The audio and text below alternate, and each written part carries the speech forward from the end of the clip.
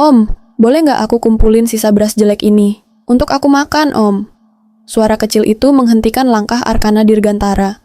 Pria bersetelan jas navy mahal itu menunduk, menatap seorang bocah laki-laki kurus yang berjongkok di dekat ban mobil mewahnya. Di tangan bocah itu ada kantong kresek hitam yang sudah lecek.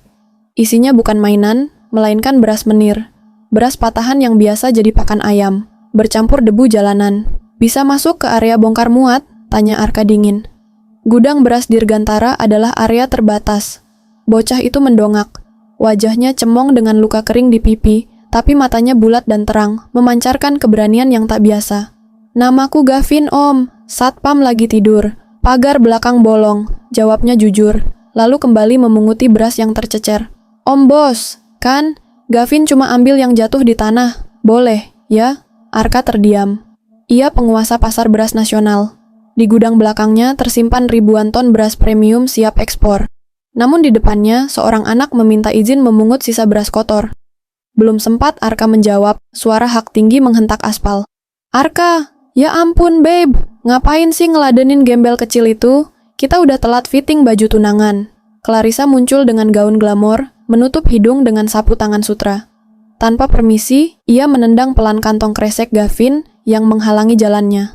Brak, kantong itu jatuh. Beras hasil jerih payah Gavin tumpah ke tanah becek.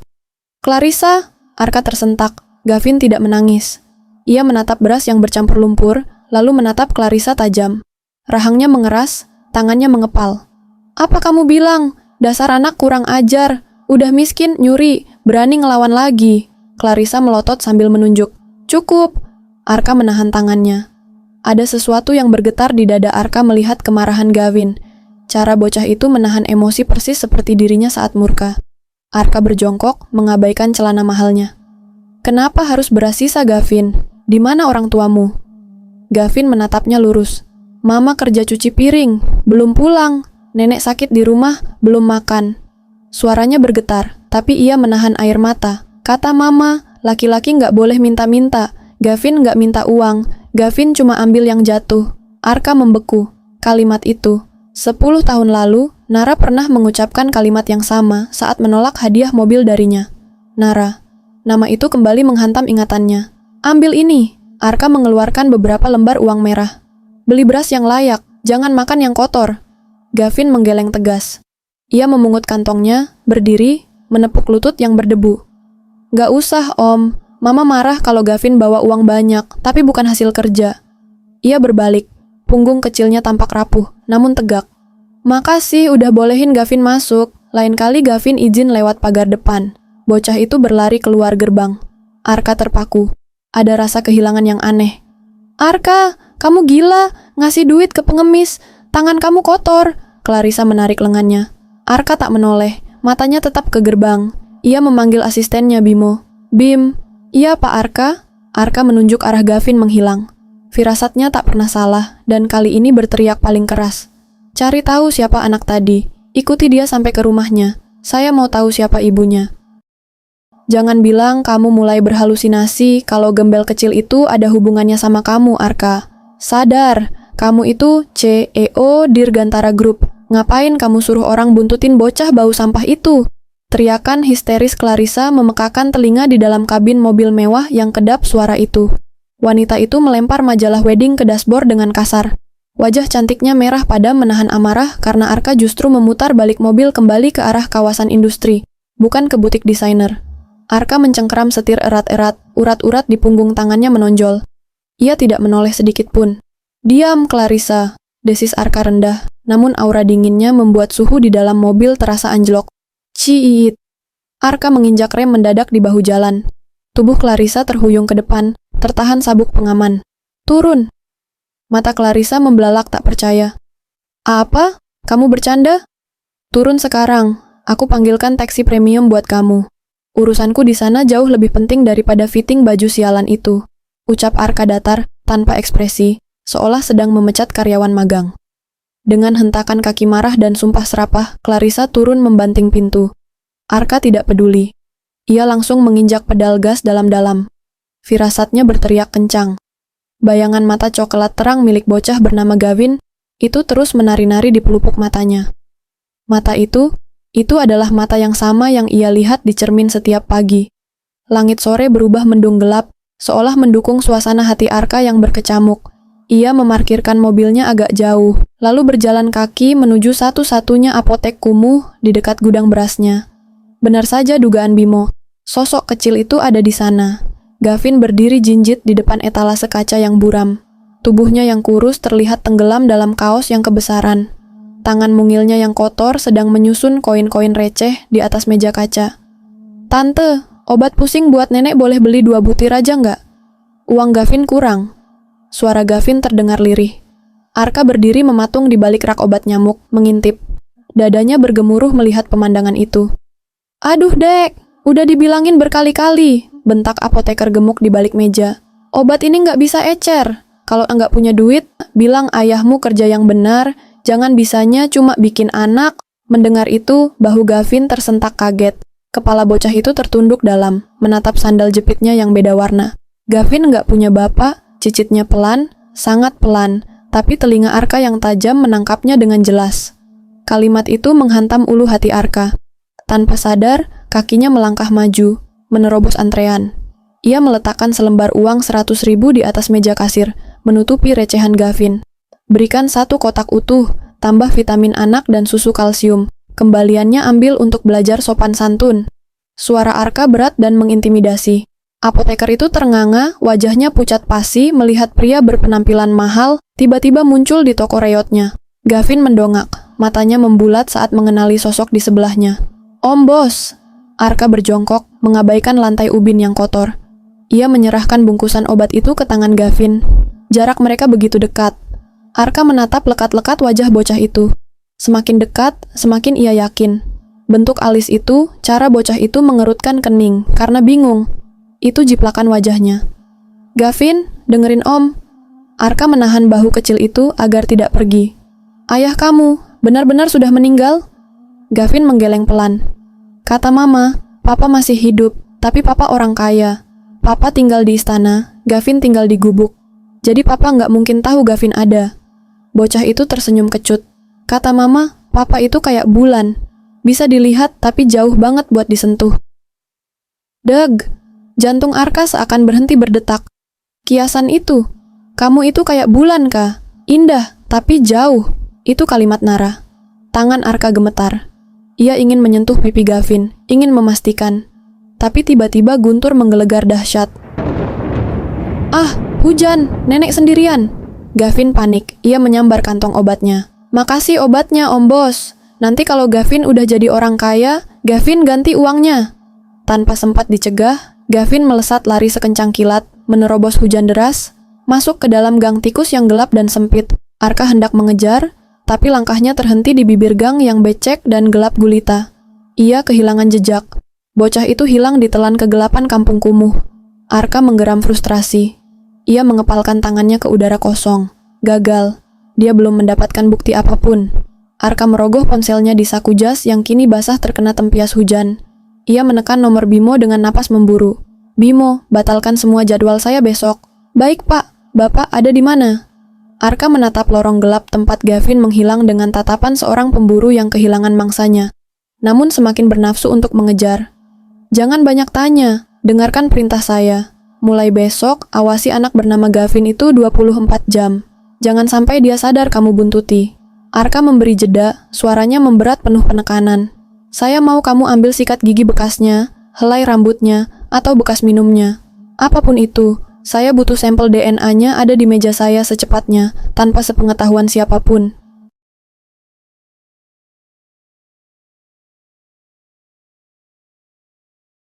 "Gavin, itu kamu, Le? Kenapa pulang basah kuyup begini? Astaga, bibirmu sampai biru begitu." Suara renta dan batuk kering menyambut kedatangan Gavin di gubuk reyot berukuran 3 kali 4 meter itu. Neneknya, Mbah Uti, berusaha bangun dari dipan kayu yang hanya beralaskan tikar tipis. Gavin buru-buru meletakkan kantong obat dan sisa beras di meja, lalu lari memeluk neneknya dengan tubuh menggigil. "Gavin nggak apa-apa, Mbah.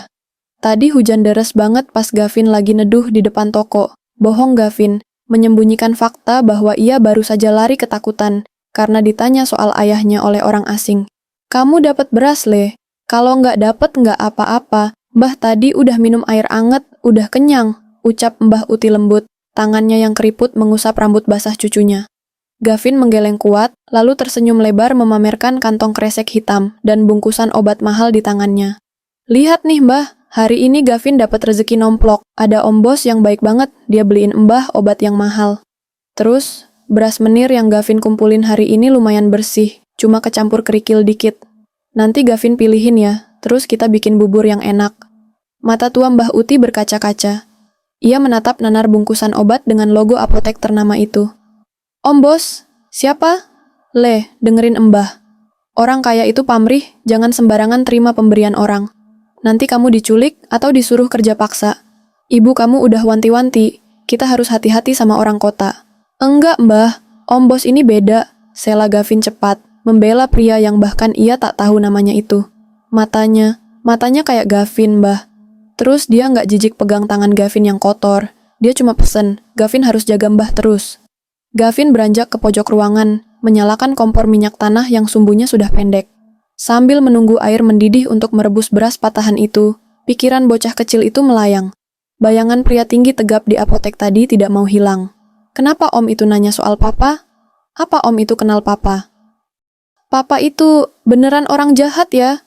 Kok sampai sekarang nggak pernah cari kita? Apa karena Gavin makannya cuma beras sisa, jadi papa malu?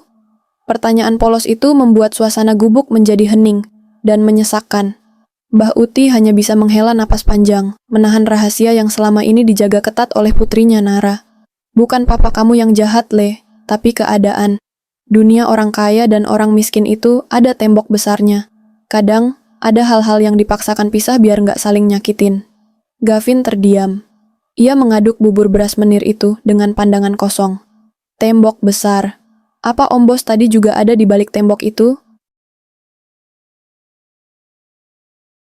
Di sebuah penthouse mewah di lantai 40 apartemen SCBD, Arkana Dirgantara berdiri menghadap jendela kaca raksasa yang menampilkan kelap-kelip lampu kota Jakarta.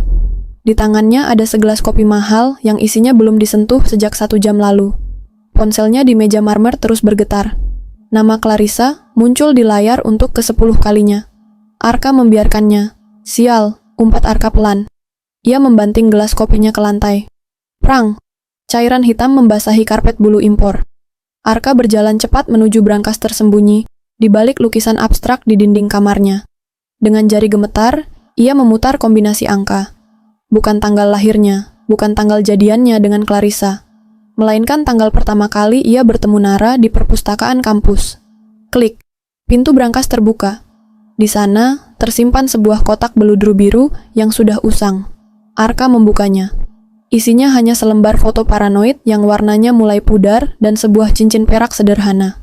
Di foto itu, Arka muda sedang merangkul seorang gadis berambut panjang dengan senyum manis yang meneduhkan. Nara. Kamu di mana, Ra? Bisik Arka parau, mengusap wajah Nara di foto itu dengan ibu jarinya. Anak itu Gavin. Kenapa dia mirip sekali sama aku? Apa yang kamu sembunyikan dari aku selama 5 tahun ini? Suara bel pintu interkom berbunyi, membuyarkan lamunan Arka. Masuk, perintah Arka setelah menekan tombol pembuka kunci otomatis. Bimo masuk dengan napas ngos-ngosan, jasnya sedikit berantakan. Lapor, Pak Arka. Arka segera menutup kotak beludru itu dan memasukkannya kembali ke brankas. Ia berbalik, wajah sendunya seketika berubah menjadi topeng dingin seorang CEO. Mana sampelnya? Kamu sudah dapat? Tanya Arka to the point. Bimo menelan ludah tampak takut. Maaf Pak, nihil. Nihil? Suara Arka meninggi 1 oktav. Saya bayar kamu mahal bukan buat dengar kata nihil, Bimo. Anak itu cuma bocah 6 tahun. Masa ambil bekas minumnya aja kamu nenggak becus? Bukan begitu, Pak. Bimo membela diri dengan panik. Anak itu instingnya tajam banget, persis kayak bapak kalau lagi curiga sama klien. Tadi pas dia makan bakso tusuk di pinggir jalan, saya udah coba deketin buat ambil tusuk bekasnya. Dia malah bungkus tusuk bekasnya pakai tisu terus dikantongin. Katanya, jangan buang sampah sembarangan om, nanti banjir. Gila nggak tuh anak, Pak? Arka tertegun. Kemarahannya sedikit surut, digantikan rasa kagum yang aneh. Itu didikan Nara. Nara adalah wanita paling disiplin soal kebersihan yang pernah ia kenal. Terus, kamu nyerah gitu aja? Cecar Arka lagi. Saya coba buntutin sampai gubuknya, Pak. Tapi kawasan itu dijaga preman lokal. Muka saya yang terlalu rapi ini dicurigai intel. Saya hampir digebukin tadi. Dan lagi... Bimo ragu-ragu. Lagi apa? Ada info dari warga sekitar, Pak. Besok pagi-pagi sekali, gubuk-gubuk liar di bantaran kali dekat gudang Bapak itu mau digusur sama Satpol PP. Surat peringatannya baru turun sore ini. Mata Arka membelalak. Digusur? Iya, Pak. Itu tanah sengketa. Kalau digusur besok, berarti Gavin dan neneknya bakal tergusur. Kita bakal kehilangan jejak mereka kalau enggak gerak cepat. Arka menyambar kunci mobilnya di atas meja. Jantungnya berpacu kencang. Ia tidak bisa membiarkan Gavin menghilang lagi. Jika anak itu pergi, maka jejak menuju Nara juga akan tertutup selamanya. Siapkan tim keamanan pabrik. Jangan biarkan siapapun menyentuh gubuk nomor 14, gubuk tempat Gavin tinggal. Blokade area itu dengan alasan keamanan aset perusahaan. Tapi Pak, itu melawan hukum. Itu tanah Pemda. Arka menatap Bimo tajam, tatapan yang biasa ia gunakan untuk menghancurkan lawan bisnisnya. Saya beli tanahnya malam ini juga. Hubungi pengacara saya. Urus semuanya. Bapak mau ke sana jam segini? Ini jam 11 malam. Bahaya. Saya nggak peduli. Ayo jalan. Tengah malam di pinggiran kota terasa mencekam. Angin menusuk tulang saat Arka memarkir mobilnya di area pabrik lalu berjalan kaki.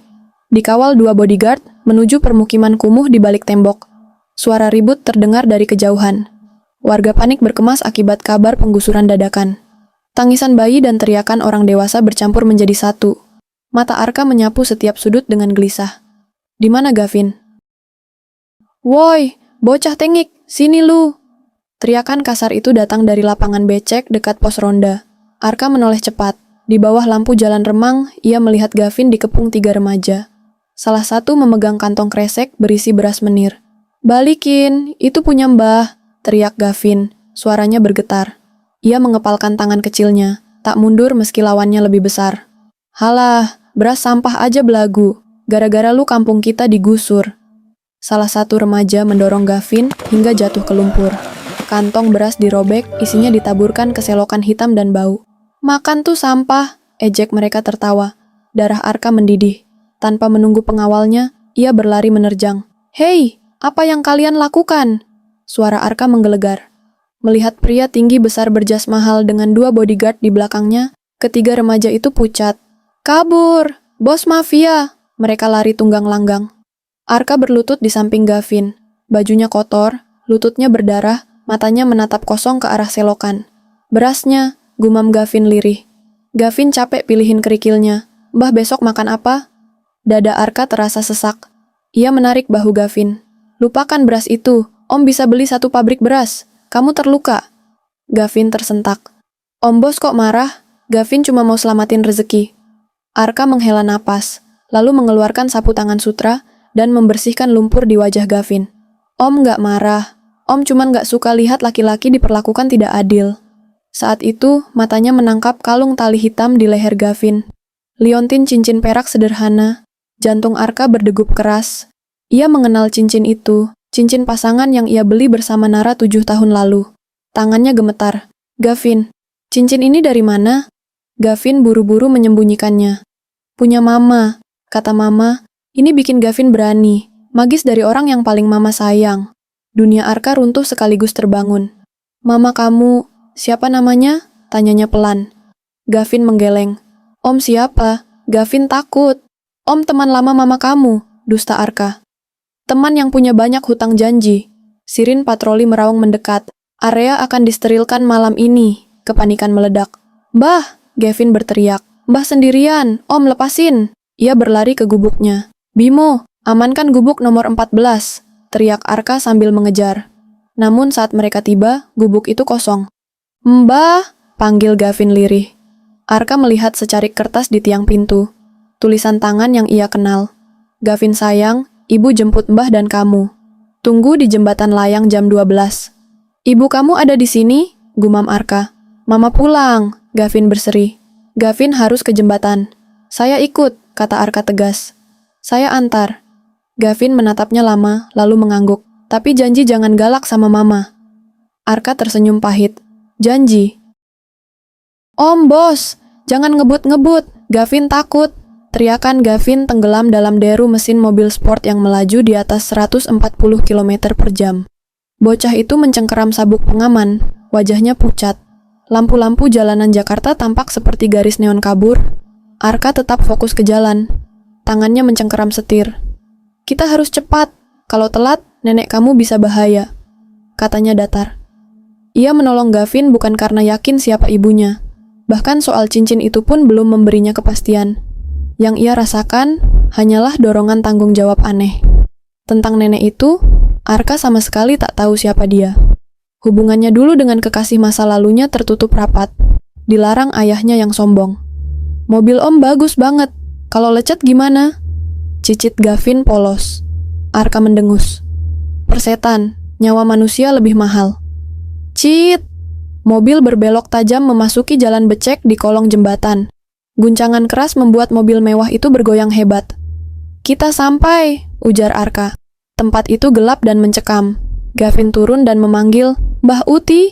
Tak ada jawaban, hanya sampah dan bau pesing. Arka menyalakan senter, waspada. "Mbah!" Suara Gavin mulai panik. "Di sana," Arka menunjuk balik pilar beton. Sosok ringkih tergeletak di atas kardus, hanya diselimuti kain jarik tipis. Gavin berlari dan menangis di sampingnya. "Mbah bangun! Dingin membah!" Arka menyorot wajah wanita tua itu. Asing, keriput dan kurus. Ia memeriksa nadinya, sangat lemah. Napasnya pendek dan berbunyi. Demam tinggi. "Kritis, bisa pneumonia atau jantung," gumam Arka. Nada marah muncul. "Di mana ibumu?" "Mama cari becak," tangis Gavin. "Mama nggak jahat, nggak punya uang buat taksi." Arka terdiam. "Di tengah malam, kita nggak bisa nunggu. Nenek kamu bisa meninggal," tegasnya. Tanpa ragu, Arka membopong tubuh wanita tua itu. Jas mahalnya kotor, tapi ia tak peduli. Ia meletakkannya di kursi belakang. "Naik." "Mama nanti bingung," Gavin ragu. "Kamu mau nenek selamat atau nunggu?" Arka menyodorkan kertas. "Tulis, kita ke RS Medika." Dengan tangan gemetar, Gavin menulis pesan dan menempelkannya di pilar beton. Mobil langsung melesat pergi. 5 menit kemudian, becak tua berhenti. Nara turun tergesa. "Ibu, Gavin." Kosong. Ia panik, memanggil, mencari. Matanya menangkap jejak ban mobil besar di tanah becek. Enggak mungkin." Angin malam bertiup. Kertas pesan terlepas, terbang, lalu hanyut ke sungai hitam. Nara tak melihatnya. Ia hanya melihat kehampaan, kehilangan ibu dan anaknya dalam satu malam. Ia jatuh terduduk, menangis histeris. Tak punya ponsel, uang, atau siapa-siapa. Kekacauan terjadi di lobi rumah sakit elit. "Brangkar, pasien kritis," teriak Arka. Para perawat terbelalak. Arkana Dirgantara membopong gelandangan dengan jas kotor. "Jangan bengong, tangani sekarang." Wanita tua itu dilarikan ke ruang resusitasi. Gavin ditahan di luar. "Om, Mbah sembuh kan?" Arka berjongkok. "Dokter akan berusaha, kamu harus kuat." "Om, kenapa nolongin kita?" "Om gak suka lihat orang kesusahan." Ponsel Arka berdering. Wartawan sudah di depan. "Gavin, kamu harus sembunyi." Bimo membawa bocah itu lewat pintu belakang. "Janji ya, Om." "Janji." Arka merapikan jasnya, memasang wajah dingin kembali, lalu melangkah ke pintu UGD, siap menghadapi kamera demi melindungi bocah yang baru dikenalnya beberapa jam lalu. "Kamu bau sampah, Arka." "Oh my God, kamu habis ngapain sih? Jangan bilang kamu habis main ke tempat pembuangan akhir demi pencitraan perusahaan." Suara Clarissa melengking di pintu keluar UGD. Kilatan kamera wartawan menyambar wajah Arka yang lelah dan kotor. Puluhan mikrofon diarahkan padanya. Arka berhenti, menarik napas panjang, lalu memasang wajah dingin. Wajah CEO yang tak tersentuh. "Minggir," ucapnya datar. Auranya membuat beberapa wartawan mundur. "Jawab dulu, Pak Arka," seru seorang wartawan. "Benarkah Bapak membawa kabur anak jalanan? Ada saksi mata bilang mobil Bapak masuk ke kolong jembatan kumuh." Clarissa maju, menepis tangan wartawan, menatap Arka dengan jijik. "Jelasin, Arka, kita mau nikah, tapi kamu malah..." "Aku menyelamatkan korban tabrak lari," potong Arka lantang. "Ada nenek tua sekarat di jalan, saya membawanya ke sini. Itu kemanusiaan. Atau menurut kalian, CEO dilarang punya hati nurani?" Henning. "Narasi CEO dermawan lebih aman daripada CEO penculik." "Lalu anak kecil itu?" kejar Clarissa. "Aku lihat di CCTV kamu sama anak kecil dekil." Tatapan Arka menajam. "Dia cucu korban, dia shock. Saya suruh staf amankan dia agar tak trauma." Ada lagi pertanyaan bodoh? Arka menerobos kerumunan wartawan, meninggalkan Clarissa yang menghentak kesal. Ia menuju parkiran belakang, masuk ke mobil hitam Dove. Aman, Pak, lapor Bimo. Si kecil di dalam, tapi nangis terus nyari ibunya. Di kursi belakang, Gavin meringkuk, matanya bengkak. Om bos, suaranya serak. Mama mana? Katanya jemput di sini. Rasa bersalah menusuk Arka. Mama kamu mungkin kejebak macet, dustanya lembut. Kita tunggu di tempat Om. Di sini berisik. Nenek kamu juga perlu istirahat. Mama tahu rumah Om. Om suruh orang jemput mama kamu. Arka memberi kode pada Bimo. Gavin menatapnya lama, lalu mengangguk. Tak lama kemudian, ia tertidur di lengan Arka. Hangat tubuh kecil itu dan bau debu jalanan anehnya membuat Arka merasa utuh. Wow, rumah Om tinggi banget, kayak di atas awan. Penthouse Arka membuat Gavin terpana. Interior marmer, lampu kristal, dan jendela besar lantai 30. Sandal Gavin kotor, Om. Nunggu di luar aja ya. Masuk, lantai bisa dibersihkan. Kakimu yang harus diurus. Di kamar mandi utama, Arka menyalakan air hangat. Airnya mendidih, Arka terkekeh. Ini air hangat. Gavin tersenyum saat menyentuh air. Kayak dipeluk mbah. Saat kaos Gavin dilepas, Arka tertegun. Tubuh kurus, tulang rusuk terlihat, penuh bekas luka dan gigitan nyamuk. Anak ini hidup seperti ini 5 tahun. Om, kok bengong? Enggak, masuk air. Arka menggosok punggung Gavin dengan lembut. Orang kaya makannya apa sih? Tanya Gavin polos. Gavin minum susu cuma kalau ada bagi-bagi di posyandu. Tenggorokan Arka tercekat. Makan nasi. Sama kayak kamu. Mulai besok, kamu minum susu sepuasnya. Gavin terkikik. Om lucu, masa sapi di apartemen. Selesai mandi, Arka membungkus Gavin dengan handuk tebal dan mendudukkannya di depan cermin. Saatnya. Arka mengambil sisir. Jantungnya berdegup keras. Ia butuh sampel DNA dan rambut adalah cara paling akurat. Harus disisir biar rapi, ucap Arka sambil menyisir rambut basah bocah itu. Aduh, pelan-pelan Om. Sakit, ringis Gavin. Arka menatap pantulan mereka di cermin. Kemiripan itu semakin tak terbantahkan saat wajah Gavin bersih. Garis rahangnya, bentuk telinganya. Gavin, tahan sebentar ya. Ada kotoran nempel di kulit kepala kamu. Kayaknya kutu atau apa. Bohong Arka. Arka menjepit sekitar beberapa helai rambut, menarik napas dalam. Maafkan Om, nak. Ses. Arka menarik rambut itu cepat dan kuat. Aduh. Gavin berteriak kaget sambil memegangi kepalanya. Matanya berkaca-kaca. Sakit banget Om. Om jambak Gavin. Arka segera menyembunyikan helai rambut berakar putih itu di genggamannya, lalu mengusap kepala Gavin lembut. Maaf, tadi ada duri kecil nyangkut. Kalau nggak dicabut nanti infeksi, katanya cepat. Sebagai gantinya, Om bikinin mie instan pakai telur dan sosis. Mau? Mata Gavin langsung berbinar. Mau, sosisnya yang banyak, yang daging beneran. Arka tersenyum lega. Apapun buat kamu. Arka masuk ke ruang kerjanya dan mengunci pintu. Tangannya gemetar saat membuka laci dan mengambil plastik klip medis steril. Ia memasukkan helai rambut Gavin dengan hati-hati. Akar-akarnya jelas. Sampel sempurna. Lalu ia mencabut satu helai rambutnya sendiri dan memasukkannya ke plastik klip lain. Arka menelepon kepala laboratorium kepercayaannya. Halo, Profesor Edi? Pak Arka, ada apa malam-malam begini? Saya punya 2 sampel rambut. Saya mau tes paternity. Kirim sekarang. Lab buka jam 8, Pak. Saya tidak peduli. Buka sekarang. Saya bayar 10 kali lipat. Hasilnya harus hari ini. Dan ingat, 1 huruf bocor. Karier Anda tamat. Arka menutup telepon. 2 helai rambut di tangannya bisa mengubah hidupnya. Jika hasilnya positif, ia bersumpah akan menghancurkan siapapun yang pernah menyakiti Gavin dan ibunya. Termasuk ayahnya sendiri. Di kantor polisi sektor pinggiran, Nara menggebrak meja SPK dengan putus asa. Pak, tolong dengarkan saya. Petugas menatap malas. Ibu nggak punya foto anak, nggak punya KTP, terus bilang, anak ibu dibawa mobil mewah. Halusinasi? Saya nggak halusinasi, jerit Nara. Anak saya Gavin, 6 tahun, hilang di kolong jembatan. Tolong cek CCTV. CCTV rusak Bu, jawab polisi sambil menyeruput kopi. Biasanya anak jalanan dibawa dinsos. Cek panti besok pagi. Jangan bikin ribut malam-malam. Tapi Pak, pulang. Atau saya tahan karena ganggu ketertiban. Nara terdiam, tubuhnya lemas. Hukum memang tumpul bagi orang miskin. Ia keluar dari kantor polisi di bawah hujan rintik. Gavin, Mas Arka, isaknya. Di mana kamu saat aku butuh? Anak kita hilang, Mas. Ia tak tahu. Anaknya sedang tidur pulas di kasur empuk milik ayah kandungnya. Aman dan hangat. Arka menyerahkan sampel ke kurir khusus. Gavin sudah tertidur di sofa, perut kenyang. Arka mengangkatnya ke kamar tamu berspray superhero, menyelimutinya, lalu duduk menatap wajah damai itu.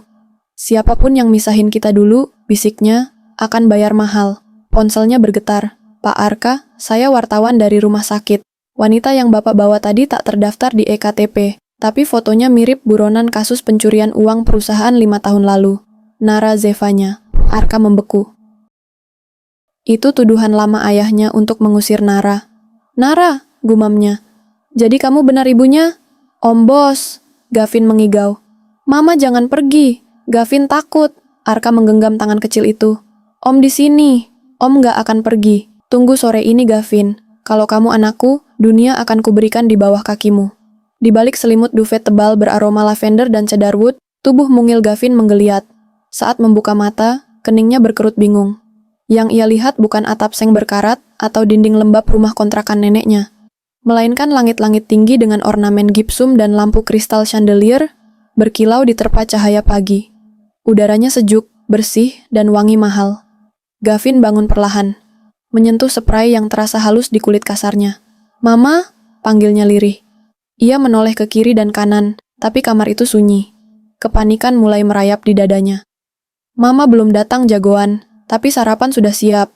Suara bariton itu membuat Gavin terlonjak. Arka tampak berbeda dari malam sebelumnya. Rambutnya basah dan jatuh alami, tanpa jas mahal. Ia mendekat pelan dan duduk di tepi kasur. Tidurmu nyenyak, tangannya merapikan rambut Gavin. Semalam kamu ngigau, minta sosis bakar 2 tusuk. Gavin menatap takjub. Om Bos kok nggak kerja? Ini sudah siang. Hari ini Om libur. Agenda Om cuma satu, nemenin kamu. Arka berbohong. Ponselnya di meja nakas telah bergetar ratusan kali. Dari sekretaris, manajer, hingga ayahnya, Tuan Besar Adiguna. Arka tidak peduli. Ia menunjuk setumpuk pakaian baru. Mandi dulu, habis itu kita makan. Gavin menunduk, memainkan ujung selimut. Om, Gavin boleh pulang enggak? Sorot matanya membuat hati Arka retak. Mama pasti nyariin, Mama gampang nangis. Dulu waktu Bapak pergi, lanjut Gavin polos. Mama nangis lama banget. Gavin nggak mau Mama nangis lagi gara-gara Gavin hilang. Jantung Arka seperti dihantam. Bapak kamu, kenapa dia pergi? Tanyanya hati-hati. Gavin menggeleng kuat. Bapak bukan orang jahat, kata Mama. Bapak itu pahlawan. Terus kenapa Bapak nggak ada? Gavin menatap langit-langit. Keluarga Bapak kaya, mereka nggak suka Mama, terus ada kakek jahat. Kakek jahat itu bohongin Bapak, lanjutnya yakin. Katanya Mama mau nikah sama orang lain, padahal Mama cuma sayang Bapak. Sampai sekarang Mama simpan foto Bapak di bawah bantal. Kebenaran menghantam Arka. Ingatan 5 tahun lalu menyeruak. Ia pulang dari Eropa, menemukan rumah kosong, lalu ayahnya melempar amplop berisi foto-foto palsu. Arka yang muda dan dikuasai cemburu menghancurkan segalanya. Ternyata itu rekayasa. Nara tidak pernah selingkuh. Nara diusir. Om Bos, suara Gavin menariknya kembali. Kenapa nangis? Pipi Arka basah. Om cuma kelilipan debu. Ia menatap mata Gavin, mata yang begitu mirip dengan miliknya. Gavin percaya sama Om. Percaya. Om janji akan cari Mama, tapi sekarang kamu harus aman sama Om. Kata Mama, laki-laki harus kuat kayak tiang listrik, ucap Gavin sambil mengusap pipinya. Arka tertawa getir. Iya, Om harus kuat. Nara membesarkan anak mereka sendirian, dan rasa bersalah kini mencekik Arka, yang tak ingin Gavin melihatnya hancur. Arka menatap Gavin di atas kasur besar itu dengan dada sesak. Gavin, Om ke kamar mandi sebentar ya, tunggu di sini. Habis ini kita makan sosis banyak, katanya dengan suara parau. Gavin mengangguk patuh. Begitu pintu kamar mandi tertutup dan terkunci, Arka membuka keran wastafel sekencang-kencangnya. Ia mencengkeram marmer dingin hingga buku jarinya memutih, menatap bayangannya sendiri di cermin. Bodoh, kamu bodoh Arka, gumamnya. Kamu percaya ayahmu, membuang istrimu, dan membiarkan anakmu hidup di jalanan. Air matanya jatuh bercampur air keran. Di luar, Gavin duduk diam. Ia mendengar suara air dan isak yang tertahan. Ia merasa kasihan pada Om Bos, tapi rindu pada ibunya jauh lebih kuat. Mama pasti kepanasan nungguin Gavin di jembatan, gumamnya. Gavin nggak mau mama sedih, pintu kamar sedikit terbuka. Insting bertahan hidup Gavin menyala. Apartemen mewah ini terasa seperti sangkar. Maaf ya, Om Bos, bisiknya. Gavin harus pergi. Ia turun dari kasur tanpa suara, tetap memakai kaos bolong dan celana belelnya. Ruang penthouse sunyi. Bimo tidak terlihat, pintu utama tidak terkunci sempurna. Dengan sisa tenaga, Gavin menarik gagangnya. Klik, terbuka. Ia berlari menuju lift barang. Seorang petugas kebersihan menatap heran. "St, aku main petak umpet," kata Gavin cepat. Petugas itu mengangguk. Gavin masuk ke lift, menekan tombol G. Pintu besi tertutup. 15 menit kemudian, Arka keluar dari kamar mandi dengan hati yang sudah bulat. Ia ingin memeluk Gavin sebagai ayah. Gavin, Henning, kasur kosong, lemari kosong, balkon kosong. Gavin, teriaknya panik. Saat itu Bimo masuk membawa bubur ayam dan amplop hasil tes DNA. Pak Arka, dia hilang. Meja ditendang. Bubur tumpah. Arka memeriksa lock pintu. Open from inside, 9.15 pagi. Tangannya gemetar membuka amplop. Probability of paternity, 99,99998%. Conclusion, biological father Gavin anaknya. Sah. Darah dagingnya sendiri. Arka berteriak pilu, meringkuk di lantai. Cari dia, tutup semua pintu, jangan kembali sebelum menemukannya. Sementara itu, hiruk-pikuk Jakarta menyambut Gavin. Panas, klakson, debu, dunia yang ia kenal. Mama, isaknya. Di seberang jalan, seorang wanita lusuh berjalan tertatih-tatih. Mama, wanita itu menoleh. Gavin, Gavin berlari menyeberang. Motor melaju kencang. Gavin, awas! Jakarta diguyur hujan deras sore itu. Langit seolah ikut menangis melihat seorang ayah yang kehilangan anaknya untuk kedua kalinya. Arka membanting setir mobilnya, membelah genangan air di jalanan protokol. Ponsel di jok samping terus bergetar.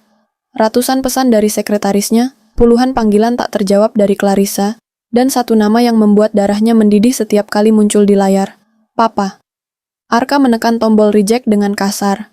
Kurang ajar, desisnya. Mata merah menahan amarah dan air mata. Kau menang hari ini ya, tapi demi Tuhan, ini akan jadi kemenangan terakhirmu. Sudah 6 jam berlalu sejak Gavin dan Nara menghilang dari depan apartemennya. Arka mengerahkan segalanya, detektif swasta terbaik, penyisiran stasiun, terminal, pelabuhan. Namun nihil. Nara seperti hantu. Tak punya jejak digital, kartu kredit, aplikasi ojek online. Bahkan KTP-nya, kata Gavin, hilang saat banjir. Kemana kamu bawa anak kita, Ra? Arka memukul setir frustrasi. Kenapa kamu lari? Aku sudah tahu semuanya. Aku di pihakmu sekarang. Ia menepi. Napasnya memburu. Dari saku jas, ia mengeluarkan kertas hasil tes DNA yang sudah lecek. Positif. 99,9% match. Anakku, isaknya, menelungkupkan wajah di setir. Bayangan Gavin yang polos dan cerita tentang kakek jahat menghantam pikirannya. Radio mobil tiba-tiba menyala. Peringatan 25 tahun. Kerusuhan 98 kembali diperingati oleh keluarga Wiratama. Konglomerat properti Hendra Wiratama kembali membuka sayembara pencarian putri bungsunya yang hilang dalam tragedi pembakaran Rumah Sakit Harapan. Ibu tahun 1998. Ciri khusus. Tanda lahir berbentuk bulan sabit di kaki kanan. Arka menatap kosong. Ingatannya melompat ke 7 tahun lalu, malam pertama pernikahan mereka. Ia pernah mencium kaki Nara yang pegal setelah resepsi sederhana. Ada tanda merah kecil di sana. Ini apa, Ra? Tanda lahir. Kata Ibu Murni, aku dicium malaikat pas lahir. Saat itu Arka menepisnya sebagai kebetulan. Telepon berdering lagi. Rumah Sakit Medica Center. Ibu Murni baru sadar dari koma dan terus memanggil nama Gavin dan Nara. Arka melesat ke rumah sakit, mobil sportnya membelah hujan membawa harapan terakhir. Di ruang ICU, suara monitor jantung berdetak konstan. Mbah Uti terbaring kurus, dengan selang oksigen dan infus. Ketakutannya yang pertama bukan tentang sakit, tapi uang. Saya Arka, ucapnya lirih sambil menggenggam tangan keriput itu. Temannya Gavin, tangis pecah. Tentang kemiskinan. Tentang Nara yang difitnah, dibuang, bekerja mencuci piring demi susu Gavin. Tentang dunia yang tak adil. Aku Arka, katanya akhirnya berlutut. Aku suami Nara. Aku bapaknya Gavin. Mbah Uti gemetar. Nara selalu bilang kamu orang baik. Dia melarang saya membenci kamu. Pertahanan Arka runtuh. Nara anak pungut, lanjut Mbah Uti. Saya menemukannya di reruntuhan kerusuhan 98. Dia cuma punya kalung emas. Kalau dia tak kuat hidup, dia bilang akan pergi ke tempat paling dekat dengan Tuhan. Di mana? Panti Asuhan Kasih Bunda, pinggiran Bogor. Harapan menyala. Arka berjanji membawa pulang Nara dan Gavin. Keluar dari ruang VIP, auranya berubah menjadi baja. Ia memerintahkan helikopter disiapkan, meski ayahnya menunggu di lobi dengan amarah. Singa yang dia besarkan sudah siap menggigit tuannya. Di tempat lain, dalam angkot menuju stasiun, Nara memeluk Gavin erat. Di balik baju lusuhnya, kalung emas berliontin huruf UB, berkilau terkena matahari sore. Saksi bisu bahwa perempuan yang dianggap sampah itu adalah permata paling dicari di negeri ini.